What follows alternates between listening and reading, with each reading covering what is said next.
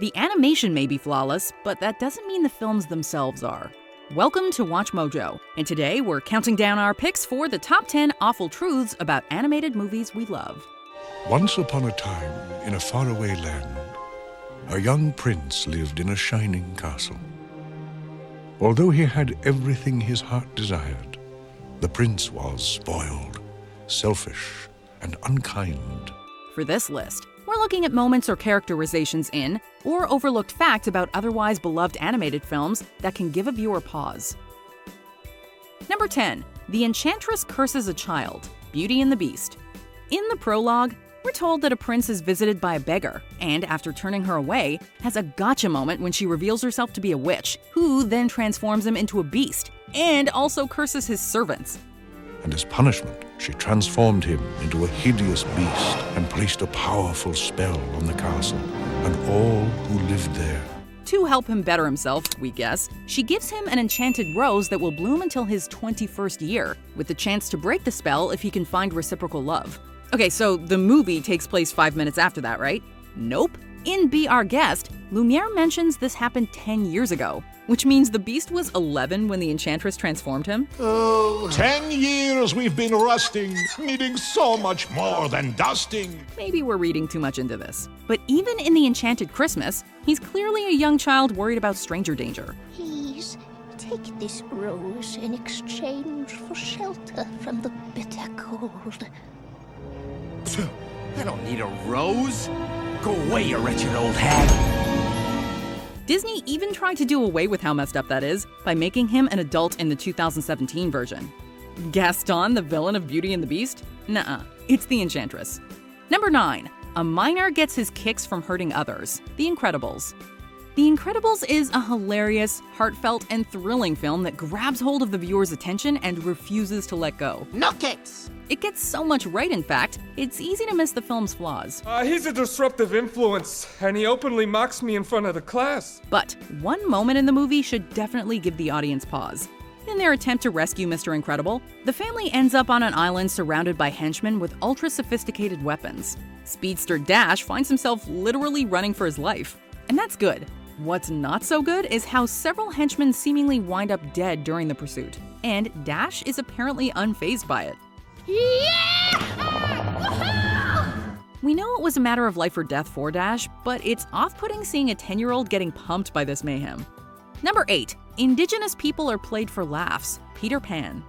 Peter Pan is a movie beloved by generations of fans, but it gets more and more problematic as years go by. Let's forget for a moment that Peter himself is hardly the greatest role model. He's arrogant, reckless, and arguably guilty of kidnapping. But the bigger problem with the film is its handling of indigenous people. The very title of the song they sing pretty much says it all. What makes the red man red? When did he first say ugh? Why did he ask you how? It's made worse by the racist physical appearance of the characters and the stereotyped language and attitudes. Peter Pan might be a classic, but some scenes are downright hard to watch. Number 7. You probably shouldn't take food or drink from strangers. Alice in Wonderland. Parents who try to warn their kids about taking candy from a stranger, or eating or drinking any old thing that's lying around, must hate this classic. Why don't you try the bottle on the table? Table? Oh! Read the directions, and directly you'll be directed in the right direction. Drink me. Alice is constantly eating and drinking substances that make her grow taller or shrink her down. She jumps right in to have tea with a hatter who's clearly mad, and while there, she gets sugar smeared across her face in a manner that resembles a trail of cocaine. And that's the bigger problem with Alice's free and easy sampling of goodies. They take on a distinct tinge of drug use, altering her body and her mood in strange ways. I'm afraid I can't explain myself, sir, because I'm not myself, you know. Don't believe us? Ask that hookah-smoking caterpillar. Number 6. The stereotypes are jarring. Dumbo. Dumbo is just about as cute as a baby elephant can possibly be. However, this 1941 film is touching, amusing, and at times, quite racist. We work all day, we work all night, we never learn to read or write. We're happy-hearted roustabouts. The circus workers are the only human black characters in the film. And this depiction makes for an extremely dated and negative message. More problematic is the quintet of crows who show up to sing When I See an Elephant Fly. But I be done seen about everything when I see an elephant fly. They speak in dialects and use language that is associated with racist history. The body language and mannerisms of the crows are similarly rooted in racist caricature. Why, this is most irregular. Well, I just can't believe my eyes. And actually naming one of them Jim Crow? Well, you get the picture, even if Disney didn't. Number 5. Pleasure Island is too harsh. Pinocchio. Disney's second full-length animated film is a feast for the eyes, features a charming score, and is populated by numerous memorable characters. When you wish upon a star, your dreams come true. But some parts of it are rather dark, and the Pleasure Island sequence is downright nightmarish. In the film, dozens of young boys have been carted away to enjoy themselves away from parental restraint. Right here, boys, right here. It's your cake, pie, dill pickles, and ice cream. They behave rather wildly. Not surprising given the circumstances, but they pay the price by being transformed into donkeys and sold away to live out their lives as pack animals. Let me out of here! Quiet! You boys have had your fun. Now pay for it. That sends a pretty harsh message about the value of little boys and how society views the worth of those who go astray. What'd I tell you? Ain't this a swell joint? Number 4. The hyenas are portrayed in racist code. The Lion King. Although kings and queens are common fixtures in children's stories, they are rarely placed in a real political or social context. Temper. I wouldn't dream of challenging you. Pity. Why not? Well, as far as brains go, I got the lion's share. It makes sense. The goings-on of court would bore the kids to tears. But there seems to be a distinct class system in place in The Lion King, with the royal family very much at the top, and the devious low-life hyenas occupying the bottom rung. That might not be so bad if the hyenas were not presented in a manner that appears to code them as stereotyped Black and Latino street thugs. Well, Banzai, what have we got here?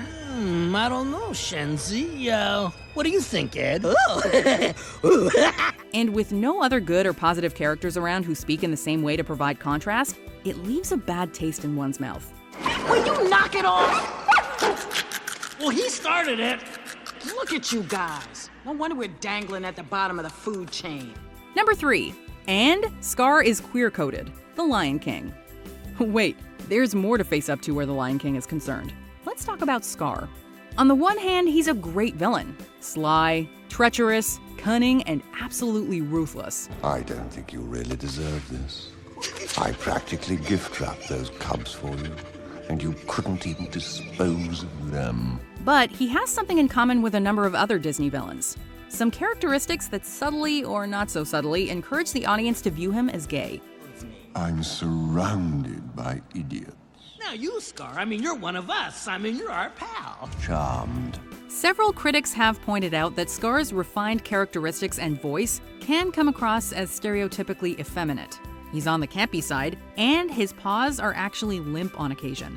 Possibly a nod to the derogatory term used to describe gay men, limp-wristed.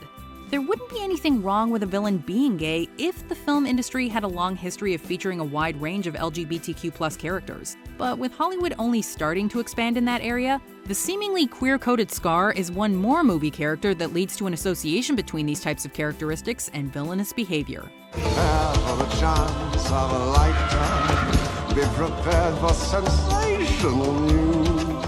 Number 2. No one is Siamese like these. Lady and the Tramp.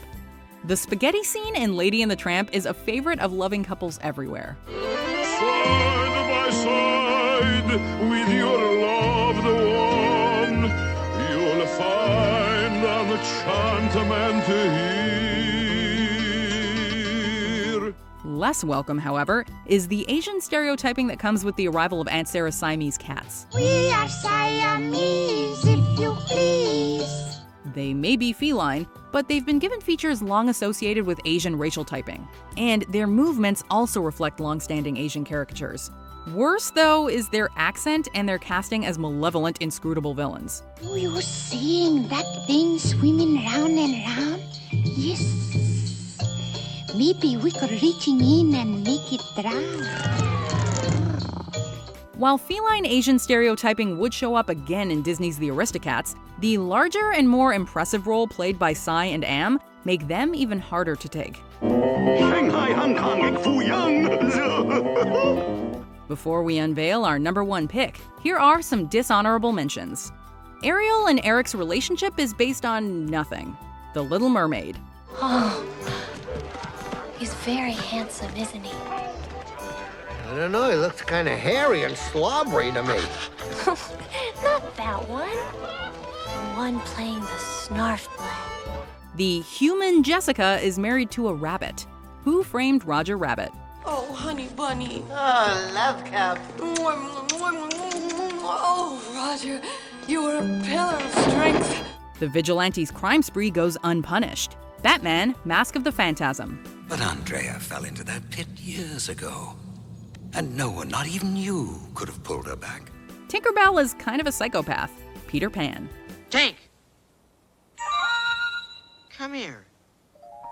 You're charged with high treason, Tank. Are you guilty or not guilty?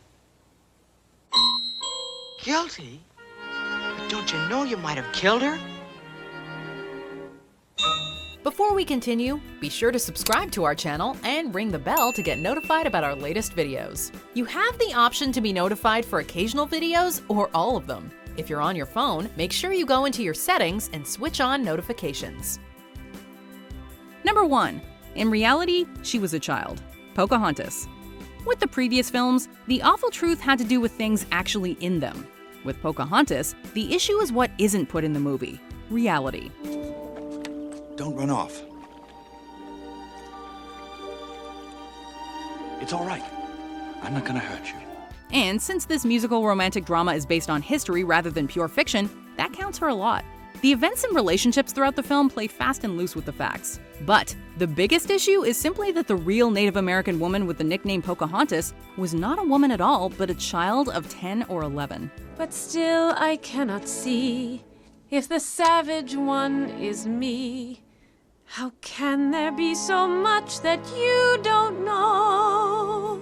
John Smith, meanwhile, was actually 28.